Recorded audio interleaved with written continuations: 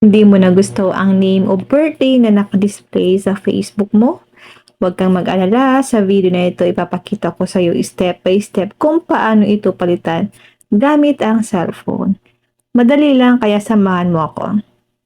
Hello guys, kung gusto mong palitan ang pangalan o birthday na nakalagay sa Facebook account mo, sundan lang ang mga steps na ito. Una, buksan ang Facebook app sa cellphone mo. Pagkatapos, pumunta sa menu or yung 3 lines. Hanapin at itap ang Settings and Privacy. Tap Settings.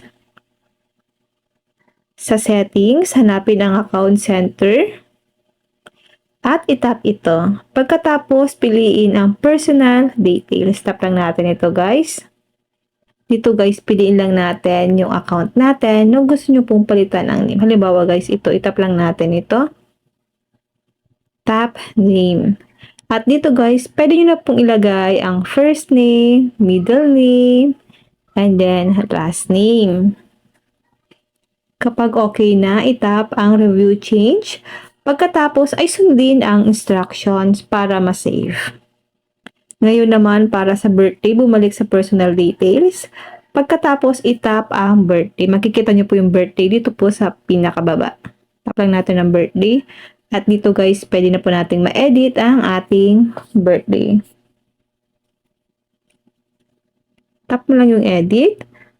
Dito guys, pwede nyo na pong iset ang inyong birthday. Yung month dito, yung date at year. Then kapag okay na yan, itap nyo po ang set. Then itap nyo po ang save.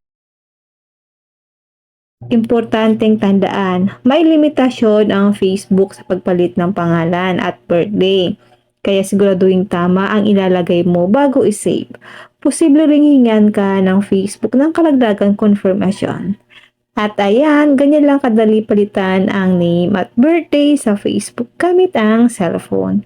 Kung nakatulong sa iyo ang tutorial na ito, huwag kalimutang mag-follow, like at share para sa mas marami pa ang matutong gumamit ng Facebook. Salamat sa panonood!